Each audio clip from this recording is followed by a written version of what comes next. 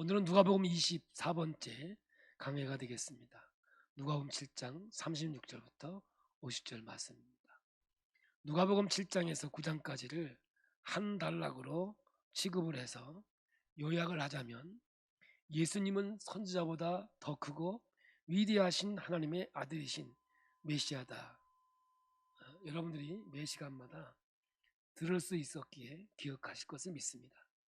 누가는 이러한 사건을 통해서 예수님의 정체에 대해서 드러내고 있음을 확인하고 있습니다. 오늘도 다르지는 않습니다. 문맥의 흐름의 중심에는 이 이야기가 흐르고 있습니다. 오늘도 우리가 잘 아는 사건을 통해서 예수님은 선지자보다 크고 위대하신 하나님의 아들이신 메시아다, 이런 것을 드러내 보이고 있습니다. 오늘 말씀도 문맥과 상관없이 똑 떼어서 읽으면 향유를 부은 이 여인의 헌신, 값비싼 것을 부으신 희생에 초점을 맞출 수 없고, 또 그래서 우리도 이 여인의 헌신을 본받고 우리도 우리의 옥합을 깨는 아름다운 신앙의 모습이 있어야 할 것인데, 아차하는 순간에 예수에게서 시선이 떠나 이 여인에게 머물까 두려운 마음으로 오늘도 예수에 대해서 말씀하고자 합니다. 매주 이어서 강해 선교를 하는 이점이 있는데, 그것은 바로 문맥의 흐름을 붙잡고 본문을 볼 수 있기 때문에 그렇습니다. 누가는 계속해서 예수님은 누구시냐, 이 예수님은 무엇을 하시는 분이냐, 사람들이 예수를 어떻게 이해하고 있느냐, 질문을 놓치지 않고 계속 묻고 대답하고 있는 중입니다. 오늘도 이 본문을 통해서 이런 흐름 가운데 이미 답은 나와 있지만 우리에게 주신 말씀을 생명의 말씀으로 바꾸자 합니다. 오늘 본문을 말씀드리기 전에 우리가 오해하고 있는 한 부분을 말씀을 통해서 털어버리려고 합니다. 한 여인이 옥합을 가지고 와서 예수님의 발에 붓는 이 사건은 사복음서에 다 있습니다. 마태복음 26장은, 그리고 요한복음에는 12장, 마가복음에는 14장에 기록되어 있는데, 요한복음에만 이 여인의 이름을 마리아라고 밝히고 있습니다. 이 여인은 베다니의 여인이지요. 죽었다가 살아난 나사로와 마르다의 남매입니다. 이 사건도, 오늘 본문의 사건도 베다니의 사건이기도 합니다. 지금 누가복음과는 장소나 상황을 볼 때 다른 사건이 됩니다. 마태, 마가복음은 동일한 사건을 기록하고 있습니다. 역시 한 여인이 옥합을 깨뜨리고 식사하는 예수님의 머리에서 이 향유를 붓고 닦습니다. 장소는 베다니 문둥이인 시몬의 집이라고 기록하고 있습니다. 시몬이라는 이름은 같은데 그 시몬은 문둥이였습니다. 오늘 누가복음에는 문둥이라는 말은 없고요, 바리새인 시몬이라고 말하고 있거든요. 그리고 마태, 마가복음에서는 여인이 옥합을 깨뜨린 것은 예수님이 돌아가시 직전에 있었던 사건이고요, 누가복음은 시몬은 같은데 좀 설명이 다릅니다. 예수님의 머리에 붓는 것이 아니라 오늘 본문에서는 발에다가 향유를 붓습니다. 물론 누가는 사건의 순서대로 기록을 하지 않았다고 하더라도 신학적인 순서와 주제로 예수님의 공생애를 나열하고 연대순으로 기록된 것은 아니다라는 것을 볼 수가 있습니다. 그렇다고 하더라도 누가복음 7장의 이 여인의 사건은 예수님이 잡히시기 전이라고 보기에는 어렵습니다. 그래서 일단 여인의 향유를 부은 사건은 많으면 3번의 다른 경우들이 있는 거죠. 여러분의 눈으로 이 성경을 보면 잘 안 보일 거예요. 왜냐? 그냥 읽기 때문에 그래요. 그런데 적어도 3가지의 다른 사건이고, 정말 나눈다면 2가지의 다른 사건으로 성경에 기록되어 있다는 것이죠. 이걸 빼고 얘기할 수도 있지만 제가 오늘 이렇게 자세히 얘기하는 것은 오늘 누가복음은 누가복음으로 풀어야 된다는 이야기를 하고 싶어서 그러는 거예요.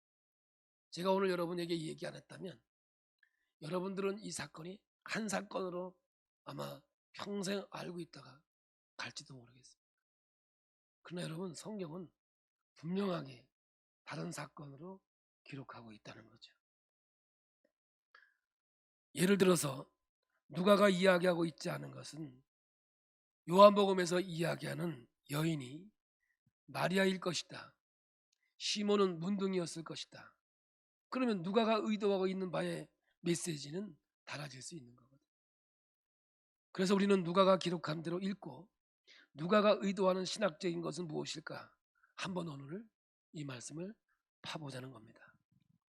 누가는 바리새인 시몬과 본문에 등장하는 여인, 죄인이라고 했는데 이들은 차이가 있고 그 차이를 대조하고 있는 거죠. 등장인물이 둘이 나오죠. 바리새인인 시몬과 그리고 죄인인 여자입니다. 마리아가 아닙니다. 그냥 여자입니다. 누가복음에서 이야기하는 걸 그대로 보자는 거죠. 유추하지 말고. 그런데 만일 시몬이 나병 환자였다고 하면 뭔가 동정표가 갈 수밖에 없고, 그리고 그렇기 때문에 누가가 의도하고 있는 것이 흐려질 수밖에 없습니다. 마태, 마가, 누가복음이 같은 사건이라고 할지라도 아닐 수 있는 확률이 더 많은데, 같은 사건이라 하더라도 누가가 꺼내지 않은 이야기는 그냥 묻어두는 것이 좋다라고 저는 생각합니다. 그리고 또 하나입니다. 찬송가 211장으로 가보면 제목은 값비싼 향유를 주께 드린, 1절을 보시면 값비싼 향유를 주께 드린 막달라 마리아 본받아서가 나옵니다. 그러니까 향유를 부이는 여인은 막달라 마리아다, 찬송가에 그랬는데 이것은 성경 어디에도 나오지 않습니다. 사실 성경적 근거가 없습니다. 누가복음 7장에 이름 없는 여인이 등장할 뿐이지요. 그런데 동네에서 죄 많은 여인이다 라고 여겼기에 그냥 7 귀신 들렸던 막달라 마리아이겠지 연결해서, 그리고 8장에 들어가면 예수님을 따라다녔던 여인 중에 막달라 마리아가 나오니까 막달라 마리아가 이 여인일 것이다라고 추측만 했을 뿐입니다. 근거는 없습니다. 막달라 마리아가 창녀였다라는 것도 성경적인 근거는 없습니다. 안 그래도 비슷한 사건이 복음서에서 등장을 해서 헷갈리고 있는데 찬송과 가사까지 그러니 더 혼돈스러운 것이죠. 작사자가 잘 몰랐던 것 같습니다. 찬송가를 거의 성경과 같은 권위로 인정하고 있던 사람들은 이런 것을 말하면 당황하는데 그러실 필요가 없습니다. 찬송가는 성경과 같은 영감으로 쓰여진 것은 아닙니다. 찬송가는 그래서 시대에 따라 빼기도 하고 넣기도 하고 그랬던 거죠. 그런 오해를 접고 오늘 이제 본문으로 들어가서 세밀하게 살펴보고자 합니다. 36절입니다. 한 바리새인이 예수께 자기와 함께 잡수시기를 청하니 이에 바리새인의 집에 들어가 앉으셨을 때에, 바리새인은 40절에 보면 시몬이라는 이름을 갖고 있습니다. 바리새인 시몬이 예수님을 자기 집에 초청을 했습니다. 잔치를 벌였다 그 말이죠. 그래서 여러분, 예수님은 소외되고 가난한 자만 향해 있느냐? 그게 아니라 모든 계층과 관계를 맺고 있다는 것을 보게 되죠. 잔치가 벌어졌으니까 어수선한 가운데 식사를 하고 있는데 한 여인이 들어옵니다. 37절입니다. 그 동네에 죄를 지은 한 여자가 있어 예수께서 바리새인의 집에 앉아 계심을 알고 향유 담은 옥합을 가지고 와서 했어요. 모든 학자가 동의하는데 이 여인은 그 동네에 창녀였을 것이다 라는 겁니다. 여러분, 창녀는 그 시대에는 직업이었습니다. 창녀라는 직업이 있었다 그러죠. 이는 하나님의 창조 이래 최초의 직업이 창녀라는 것을 볼 때 참 아이러니한 거 있습니다. 모든 학자가 이렇게 말하고 있죠. 무슨 죄인지 몰라요, 성경에는. 그런데 그 동네에서 익히 잘 알려진 죄인이었다라는 겁니다. 자, 38절입니다.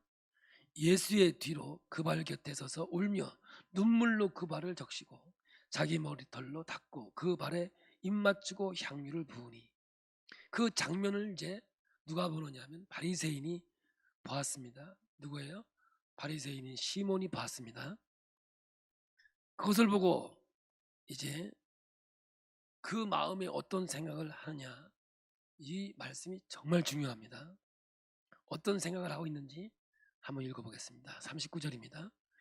예수를 향한 바리새인이 그것을 보고 마음에 이르되 이 사람이 만일 선지자라면 자기를 만지는 이 여자가 누구며 어떠한 자 곧 죄인인 줄을 알았으리라 하거늘 했어요. 여기서 바리새인 시몬이 예수님을 초대한 의도를 볼 수가 있습니다. 그러면 다시 누가복음 7장 16절로 가봅니다. 모든 사람이 두려워하며 하나님께 영광을 돌려 이르되 큰 선지자가 우리 가운데 일어나셨다 하고 또 하나님께서 자기 백성을 돌보셨다 하더라. 이 어떤 장면이냐면 나인성 과부의 아들이 죽었다가 살아나는 기적을 경험하고 모든 사람이 두려움에 떨었습니다. 그리고 하나님께 영광을 돌리며 야, 큰 선지자가 나타났다. 또 하나님께서 그의 백성들을 돌보셨다. 이렇게 했다는 거죠. 그러니까 엘리야와 엘리사와 같은 선지자가 오셨다라고 생각하고 그 소문이 그 일대에 다 퍼지게 되는 거죠. 시몬은 바리새인이라고 그랬습니다. 궁금했을 겁니다. 그래서 대립 구도가 있었지만 나름대로 경외하는 마음도 있었을 겁니다. 그런데 이 시몬을 좋게만 봐줄 수 없는 것은 나중에 읽어보겠지만 44절에서 46절에 보시면 예수님이 시몬에게 나를 제대로 너는 대접해 주지 않았다라고 꾸짖습니다. 손님을 초청해 놓고 제대로 대접을 하지 않았다라는 겁니다. 겉으로는 초청하면서 경외하는 모습을 가지고 있을 모르지만 사실은 시험해 보려고 하는 의도가 더 강했다라고 예수님께서 말씀하고 있는 거죠. 그래서 시몬은 누가복음에서는 좋게 받을 수 없는 사람입니다.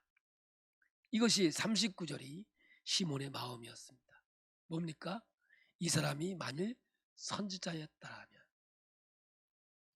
지금 바리새인은 이 예수가 진짜 선지자였다면 이 여자가 죄 많은 여인인 줄 알았을 터인데 역시 선지자는 아니구나, 이렇게 마음으로 생각을 하는 거야. 결국 뭐예요? 예수는 사입이구나, 내가 생각하는 게 옳았구나, 이런 확신을 갖고 있는 것이 39절 이 바리새인 시몬의 마음이었습니다. 그런데 놀라운 일이 벌어집니다. 40절이 예수님이 말씀하십니다. 40절입니다. 예수께서 대답하여 이르시되, 물어보지 않았죠? 바리새인이 예수에게 물어보지 않았어요. 근데 바리새인이 마음으로 그 생각을 하니까 예수님께서 그 마음에 대답을 하는 겁니다. 시몬아, 내가 내게 이를 말이 있다 하시니 그가 이르되 선생님 말씀하소서. 지금 시몬은 마음으로만 생각하고 있었는데 예수님은 그의 마음을 아시고 대답하여 이르시되, 이렇게 해요. 그러니까 예수는 메시아가 아니구나, 선지자가 아니구나, 그런 마음까지도 이 예수님은 만지고 있는 겁니다. 그리고 예수님이 시몬에게 내가 너에게 할 말이 있다. 그러니까 시몬은 뜨끔했습니다. 어떻게 알았지? 내가 말 안 하고 내 마음으로만 생각하고 있었는데 어떻게 알았지? 그래서 예수님이 비유 하나를 들어서 그 시몬의 마음에 의심을 풀어주면서 내가 누구인지 어떤 일을 하러 왔는지를 이제 드러내고 있는 겁니다. 이것이 41절부터 42절 나오는 비유입니다. 함께 봅니다. 이르시되 빚 주는 사람에게 빚진 자가 둘이 있어 하나는 500데나리온을 졌고 하나는 50데나리온을 졌는데 갚을 것이 없으므로 둘 다 탕감하여 주었으니 둘 중에 누가 그를 더 사랑하겠느냐? 예수님의 질문은 이 두 사람 중에 누가 빚 탕감해 준 사람을 더 사랑하겠느냐? 이 이야기거든요. 당연히 의도된 질문이고 의도된 답이겠죠. 더 많이 탕감받은 사람이 탕감해 준 사람을 사랑하겠지요. 당연한 질문이었고 대답이었습니다. 당연하고 뻔한 이야기인데 예수님이 왜 들려주셨는가? 무엇을 의미하고 있는가? 여기서 죄를 상징하고 있고요. 큰 빚이든 작은 빚이든 이 두 사람은 갚을 능력이 없는 거예요. 잘 들으셔야 돼요. 바리새인과 죄 많은 여인과 비교하면서 예수가 누구인가를 드러내고 있다는 거죠. 그러니까 인간은 죄의 문제를 해결할 능력이 없는 사람들이라는 겁니다.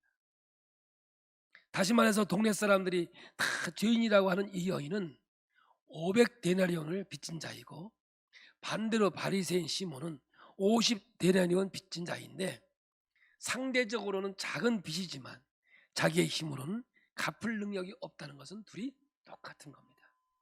그러므로 이 사람도 빚을 갚지 못하니 절망적인 상태죠.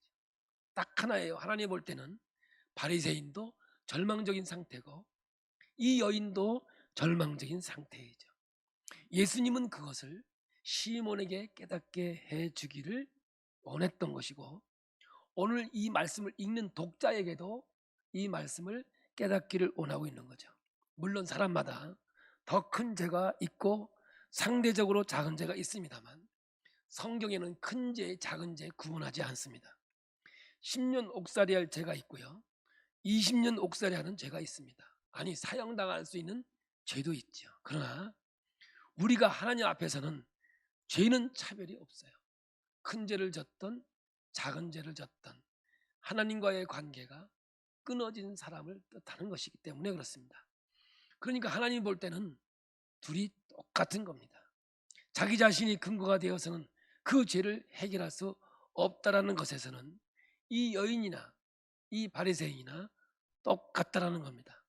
딱 하나죠. 하나님과의 관계가 끊어져 있는 상태였다는 겁니다. 그러나 시몬은 자기의 신앙적 열심과 율법 지킴을 자신의 의로 삼고 착각하고 있는 중입니다. 그런데 여러분 아셔야 될 것은 이 바리새인들이 더 위험한 사람이라는 것을 아셔야 됩니다. 창녀로 자기의 죄를 인정하고 동네에서도 인정하고 있는 이 죄인은 그 죄를 사함받게 되었을 때 그 감사는 클 수밖에 없는 겁니다. 극심한 죄책감과 죄의식 속에서 해방되었을 때 그 해방감, 그 자유는 말로 다 할 수 없을 겁니다. 그런데 바리새인은 자기 의로 똘똘 뭉쳐 있었습니다. 입으로는 나도 죄인입니다 라고 하고 있었을 겁니다. 나는 저 세리나 창녀와는 질적으로 다른 사람이라고 말할 수도 있는 사람입니다. 이렇게 자기 자신을 착각하고 살았던 사람이죠. 하나님 앞에서 자기의 의를 내세울 수 있는 사람은 무엇보다 자신의 죄의 심각성, 자기 죄의 자각성, 민감하지 못하기 때문에 정말로 위험한 사람입니다. 지금 죄를 깊게 깨닫고 절망한 이 여인과 나를 종교적 행위와 도덕적 경건함으로 나는 의롭다고 착각하고 살기에 자기가 죄인 되었음을 절감하지 못한 사람과의 차이를 예수님이 대조 비교하고 있는 겁니다. 그런데 누가 더 위험하냐? 오늘 예수님께서는 죄 앞에서 절망하지 못하고 사는 사람들은 하나님 앞으로 나오기가 더 힘들다라고 하는 겁니다. 예수님이 47절에 이렇게 말씀하시므로 지금 지적하고 있는 말씀을 확인해 주는 거예요. 47절입니다. 함께 읽습니다. 그러므로 내가 내게 말하노니 그의 많은 죄가 사해졌도다. 이는 그의 사랑함이 많음이라. 사함을 받은 일이 적은 자는 적게 사랑하느니라. 바꿔 말하면 사함이 많은 사람은 크게 사랑한다는 말이겠죠. 그런데 이 47절 전반부를 잘못 읽으면 오해가 됩니다. 사랑이 많음으로 많은 죄가 사해졌도다 라고 읽혀질 수 있기 때문이죠. 이 여인이 이렇게 사랑함과 헌신을 통해서 이것이 근거가 되어 죄가 사해졌다 라고 읽혀질 수 있다라는 겁니다. 그런데 오늘 여러분, 절대 아닙니다. 이 여인의 행위로 인해서 죄 사함을 받았다가 아닙니다. 이 구절이 정말 조심스럽게 읽어야 할 필요가 있는 말씀이죠. 이 여인은 많은 죄의 사함을 받았습니다. 그러므로 그것 때문에, 그런 이유로 큰 사랑을 보였다가 순서가 맞습니다. 우리는 구원받았습니다. 그래서 오늘 교회에 나오신 겁니다. 이게 순서가 맞는 거예요. 근데 오늘 교회 나왔습니다. 나 구원받았습니다. 이 순서가 맞지 않습니다. 여러분, 오늘 이 말씀은 현재 완료형으로 쓰여졌기에 이미 이 여인은 죄를 사함받았고 예수님이 베다니 시몬의 집에 온다는 소식을 듣고 감사를 표현하는 것뿐입니다. 사람들의 조롱과 수군거림을 당할 텐데도 그것을 개의치 않고 주님 앞에 감사의 눈물을 흘리면서 사랑의 섬김을 행하였습니다. 그녀의 큰 죄가 사함을 받았기에 보여진 행함이었습니다. 그래서 감사와 사랑은 제 용서의 반응으로만 나올 수 있는 능력이 되는 겁니다. 아무나 감사하지 않습니다. 아무나 기뻐하지 않습니다. 하나님으로부터 죄가 용서받은 그 기쁨, 그 감사가 삶으로 드러나게 돼 있는 거죠. 그러므로 감사와 사랑, 순종과 섬김, 이러한 모든 것들은 죄 사함의 근거가 되는 경우, 그 경우에만 있게 된다는 이야기입니다. 그러므로 이것은 늘 반응이고 결과가 되는 거죠. 그렇기 때문에 이 반응을 보고서 예수님을 향한 감사를 우리 주님은 판단한 겁니다. 이 두 부류의 반응이 대조가 되지 않습니까? 창녀와 바리새인. 적게 사랑하는 것은 적게 사함을 받은 것이고, 이 여인처럼 많이 사랑함은 많이 용서를 받았기 때문이라고 성경은 말하고 있는 거죠. 44절에서 45절을 우리 한번 보면요, 시몬은 한 것이 없는데 이 여인은 한 것이 있습니다. 이것이요, 크게 사함을 받은 사람은 크게 사랑할 수밖에 없고 작게 사함 받은 사람은 작게 할 수밖에 없는 거예요. 44절부터 46절 말씀입니다. 그 여자를 돌아보시며 시몬에게 이르시되 이 여자를 보느냐? 내가 내 집에 돌아올 때 너는 내게 발 씻을 물도 주지 아니하였으되 이 여자는 눈물로 내 발을 적시고 그 머리털로 닦았으며 너는 내게 입맞추지 아니하였으되 그는 내가 돌아올 때부터 내 발에 입맞추기를 그치지 아니하였으며 너는 내 머리에 감람유도 붓지 아니하였으되 그는 향유를 내 발에 부었느니라. 시몬은 사랑과 감사를 하지 않았습니다. 근데 이 여인은 사랑과 감사를 예수님께 표현을 했습니다. 시몬은 하나님의 현존 앞에 서 있어 본 적이 없는 사람입니다. 한마디로 여기는 구원이 없습니다. 완전하고 깨끗한 앞에 서면 아주 작은 점이라도 드러나기 마련입니다. 그래서 그 앞에서 두려울 수밖에 없고 내 힘으로 하나님과 회복될 수 없기 때문에 절망 그 자체를 경험할 수밖에 없는데 그 경험을 이 바리새인 시몬은 하지 못했기 때문입니다. 그래서 여러분, 하나님 앞에 서서 내가 누구인지를 알지 못하고 종교적인 열심은 더 위험합니다. 더 어렵습니다. 자칫 종교를 어설프게 가지고 있으면 더 힘들고 더 위험한 겁니다. 사후에도 안 좋은 영향을 끼치게 되는 겁니다. 제가 지옥이란 말을 쓰려다가 좀 풀어서 얘기했습니다. 그래서 우리가 말씀에 의한 신앙생활을 잘 해야 하는 거죠. 그러므로 영적 신앙생활은 다른 게 아닙니다. 말씀에 의해서 살아가는 것을 영적 신앙생활이라고 말하지요. 하여간 이 사건을 통해서 드러나는 예수님의 정체, 그것이 초점이라고 말씀드렸습니다. 이 사건을 통해서 누가는 이 메시지를 전하려고 한 것입니다. 뭡니까? 바리새인 시몬은 선지자도 아닌가? 예수님을 향해서 선지자도 아닌가? 시몬은 그렇게 생각을 했습니다.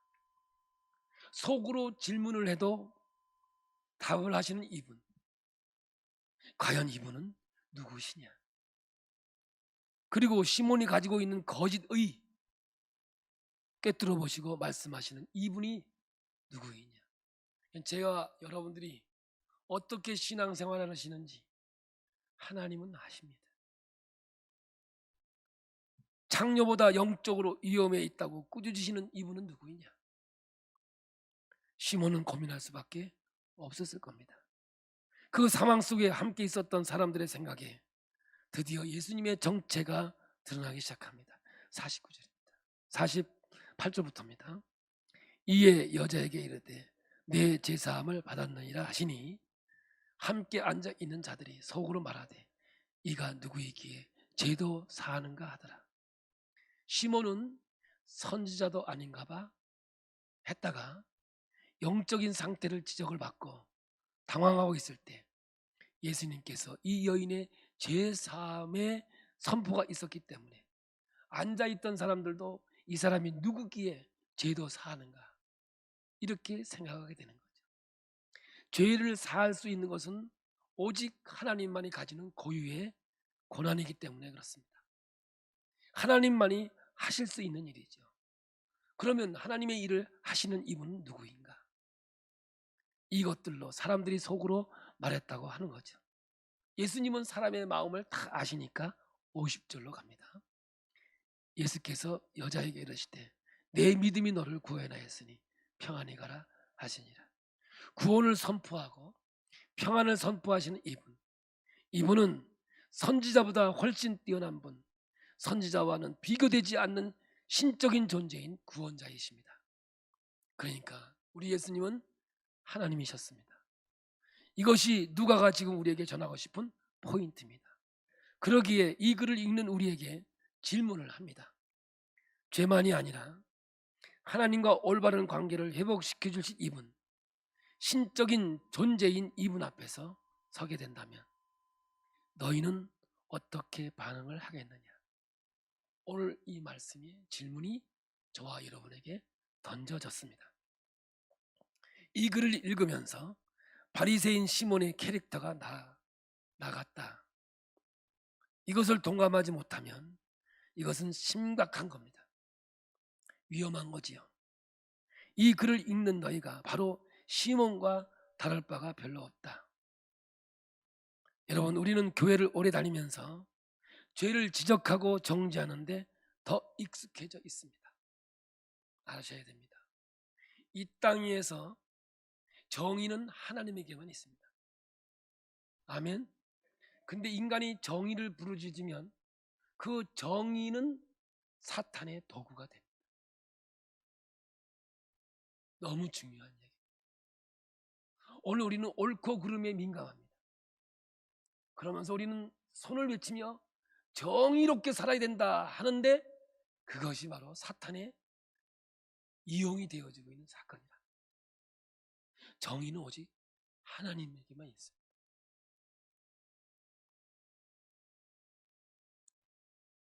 여러분, 우리는 교회를 오래 다니면서 죄를 지적하고 정죄하는데 더 익숙해져 있습니다. 시몬이 이 여인을 향해서 그랬듯이 말합니다. 자꾸 구분하고 같은 수준이 아니다. 죄인이긴 해도 저 수준은 아니지 않느냐. 나는 저 사람과는 다르지 않느냐. 나는 50데나리온 죄짓고 저 사람은 500데나리온 죄졌지 않느냐. 그러니 나는 더 의롭지 않느냐.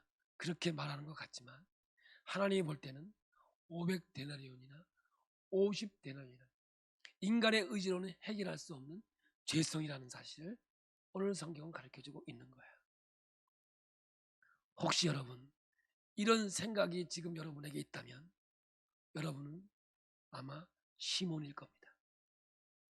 추한 죄인이라고 할지라도 나와는 다를 바가 없다. 하나님이 보시기에는 동일하다. 이것이 진심에서 고백이 되지 않는 분들은 오늘 성경에서 얘기하는 다 시몬입니다. 그리고 시몬은 적게 사함을 받았기 때문에 뜨겁게 주님을 사랑하지 못합니다. 그래서 신앙생활도 부담이 없는 정도에서 마음의 꺼리낌이 없이 사는 겁니다. 주일에 빠져도 꺼리낌이 없습니다. 하나님께 헌신의 삶을 살아도 그냥 기독교 문화인으로 살아가면 괜찮은 겁니다. 적게 사함을 받았으니까 그것으로 만족합니다. 여러분, 많이 사함을 받았으면 나 같은 죄인 살리신 그 은혜 놀라워 그 고백이 있게 되고, 벌레만도 못한 이 죄인 하나님의 자녀 삼아주신 그 감격으로 향유값이 비싸다, 그것이 중요한 것이 아닙니다. 깨어 부여 드린다 하더라도, 아니 이 옥합을 10개, 20개, 30개, 100개, 1000개를 깨서 부어드린다 하더라도 족함이 없을 겁니다. 바울은 자기의 의로 삼았던 것을 8일 만에 할례를 받고 선천적인 의 히브리인 중에 히브리인이었고, 왕족의 계율인 베냐민 지파였고, 후천적으로 노력으로 쌓아올린 의로 이렇게 하면 하나님과 올바른 관계 만들어지게 했던 것, 율법으로는 바리새인이요 열심으로는 교회를 핍박하고 율법으로는 흠이 없는 자라고 했을 때 이 사람이 참된 구원이 뭔지를 몰랐습니다. 자기는 신앙생활을 잘하는 줄 알았는데, 그래서 열심히 있었는데 사실은 자기의 의로 똘똘 뭉쳐져 가지고 큰일 한다고 착각하고 다녔습니다. 정의를 부르신다고 했지만 결국 사탄의 도구가 되어서 교회도 망하고 개인도 망하고 다 망하는 결과를 가져오고 있는 겁니다.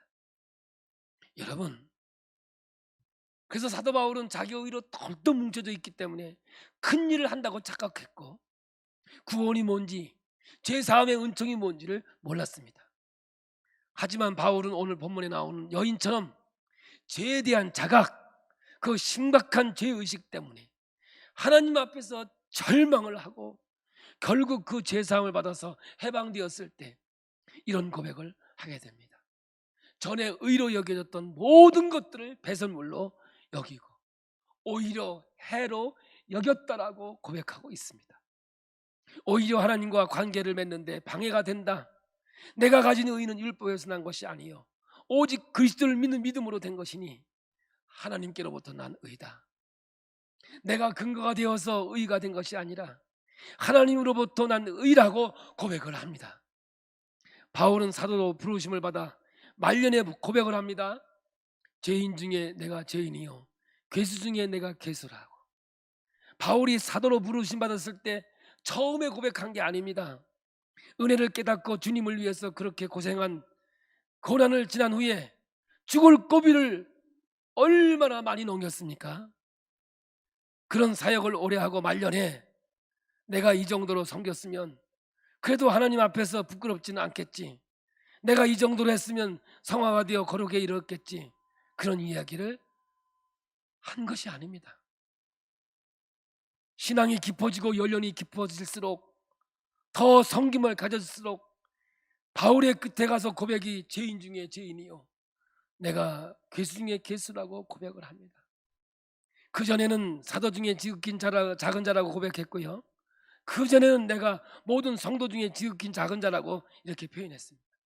이걸 다시 뒤집어서 얘기하면 신앙의 초창기에는 성도 중에 지극히 작은 자라, 좀 더 하나님 앞에 깊은 관계를 갖고 보니까 사도 중에 지극히 작은 자라, 그리고 정말 하나님의 은혜와 하나님의 사랑을 체험하고 나서는 죄인 중에 죄인이요 괴수 중에 괴수라고 고백하고 있는 이 사도 바울의 신앙을 통해서 오늘 우리는 하나님께서 우리에게 무엇을 말하고 있는지를 볼 수 있어야 합니다.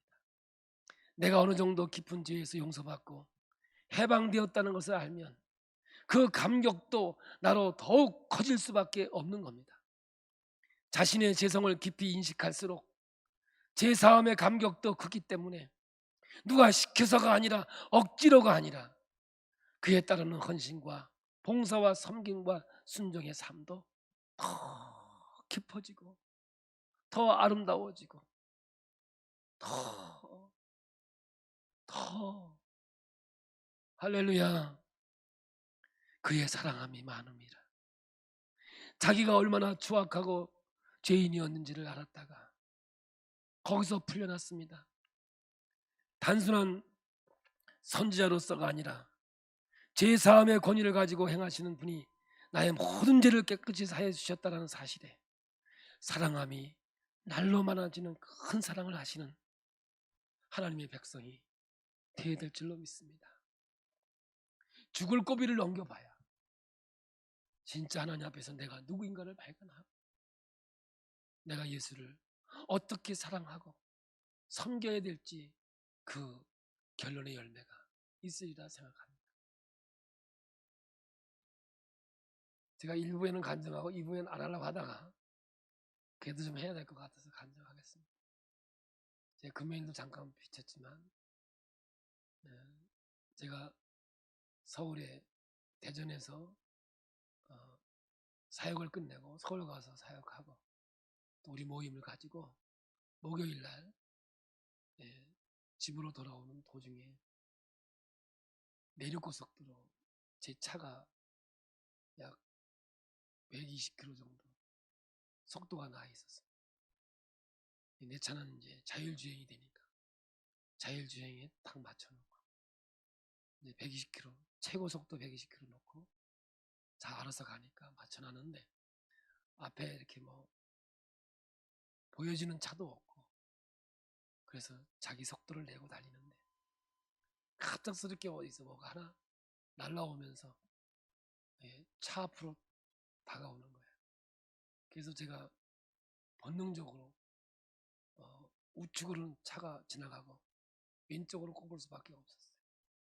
그러면서 본네트에 맞으면서 유리를 맞고 났는데 저는 이미 차속도가 나서 이 1차선 분리 줄을 딱 넘어가는 순간에 자율주행에 이게 반응을 하면서 막 위험신호 사이렌이 켜지면서 핸들이 그냥 확 꺾여 안으로 휘어지더라고요. 그 순간에 속도가 나 있기 때문에 바퀴가 이 중앙 분리대를 들이받아서 타이어가 완전히 찢어져서 빵꾸가 나고 휠 그냥 깨져가지고 그 자리에 주저앉아가지고 쭉 끌려가더라. 근데 진짜 감사했던 것은 제 뒤에 차가 아무도 안 왔다는 거예요. 그래서 저는 직감적으로 사고가 엄청나게 큰 게 났나 보다 이런 생각을 하고 있었어.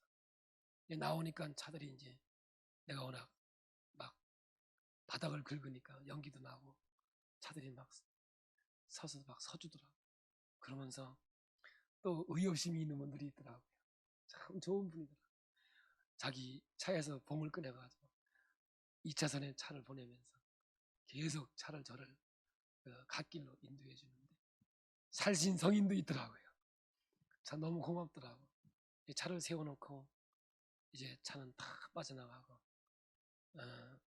보니까 제 차는 한 군데 다친 데가 없는데 휠이 깨지고 양쪽 바퀴가 앞뒤가 딱 바퀴만 아주 그냥 박살이 났어요. 그런 상태에서 네카가 왔는데 그 가장 가까운 데가 어디냐면 상주시예요. 상주시로 끌고 갔는데 제 차에 맞는 바퀴가 없는 거야. 제 차가 좋은 차래요. 그러면서 이 휠이 상주에는 없습니다. 그러니까 오늘은 못하니까 내일 대구에다가 아니면 전국에 수배를 해서 가져와야 되니까 기다려야 된다 그러는 거예요. 그때 저는 하룻밤을 상주에서 자면서 참 많은 생각이 옵니다. 눈만 감으면 뭐가 자꾸만 덤벼드는 거예요. 이게 트라우마라는 건데 야 이거 참 심각하더라고요. 그러면서 하나님이 나를 살려주셨는데 더 큰 일이 있는가 보다. 하나님께 내게 더 큰 사명이 있어서 하나님 내게 생명을 주신 것 같다. 만약에 뒤에 따라오는 자만 있었으면 이거는 어떻게 할 방법이 없었을 것 같아요. 그냥 모든 것들이 하나님이 설정했다라고 볼 수는 없겠지만 분명히 나에게는 하나님이 깨달음을 주시고 또 하나님 앞에서 온전한 신앙의 길을 갈 것을 하나님이 내게 가르쳐 주는 것 같고, 이 생명이 정말 하나님 앞에서 귀하고 아름답지만 아무것도 아닌 것을 깨닫는 순간들이었습니다. 하나님께 기도합니다. 하나님, 내게 이 생명을 또 연장시켜 주셨는데 이제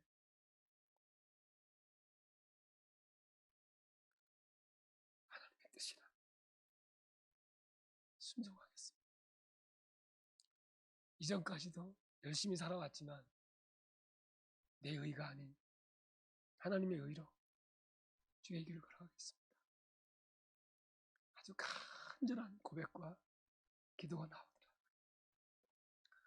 특히 오늘 이 말씀을 여러분에게 전하고자 이미 말씀을 만들어 놓고 또 기도하고 있는 상태였기 때문에 진짜 500대 내면 탕감받고 내 의지로 해결할 수 없는 이 죄를 해결받은 하나님의 앞에서 이 생명을 바쳐 하나님께 헌신하고 주께 영광 돌리는 것은 지극한 고백이고 간증일 수밖에 없는 것 같아요. 저는 여러분 50데나리온 빚진 바리새인처럼 조금이 아니라 사망의 죄에서 구원받은 우리가 사도 바울처럼 죄인 중에 죄인이요 개수 중에 개수라고 고백할 수 있는 그러한 하나님의 자녀가 되기를 축복합니다. 예수님은 누구이신가? 이분은 하나님이시다. 이분은 누구이신가? 나의 구원자이시다. 내가 이분을 위해서 이 생명 바치는 것은 조금도 아낌 없는 것이다. 당연한 것이며 일생 동안 살아가야 할 나의 신앙 고백이 되어지는 겁니다. 오늘 이 말씀을 남의 얘기로 듣지 마시고 내가 시몬이었구나. 내가 바리새인 시몬이었구나. 오늘 여러분 그걸 받아들이시고 주여 내 죄를 용서하신 하나님 앞에 감사함으로 더 많은 사랑을 보일 수 있는 하나님 백성이 되기를 원합니다. 여러분 이 땅에서 가장 아름다운 헌신이 뭔지 아십니까? 정말 생명을 걸고도 하나님께 드려야 될 게 뭐냐면 예배 외에는 없습니다. 여러분이 이 땅에서 가장 구원받은 하나님 앞에서의 감격으로 드려질 고백이 뭐냐? 예배 외에는 없습니다. 저는 오늘 여러분에게 다시 한번 얘기하지만 코로나19 시대에라도 생명을 주께 맡기고 예배에 회복이 되는 역사가 있기를 축복합니다. 일생 동안 이 예배가 얼마나 귀한 것인지 아름다운 것인지 여러분 알고 하나님 앞에 나와 마지막 때 모이기를 피하는 자가 되지 말고 모이기에 힘쓰는 자가 되고 하나님 앞에 기도하며 나아가는 우리 기쁨의 교회 성도가 되기를 예수의 이름으로 축복합니다. 사랑합니다. 제가 이게 진짜 코에 바람이 들어온다는 것 이게 여러분 얼마나 감사한지 또 이게 조금 가면 또 희석될지 모르지만 하나님이 순간적으로 주어진 이 은혜가 영원히 우리 삶 속에 우리를 지배하기를 예수의 이름으로 축복합니다. 찬양하겠습니다. 웬 말이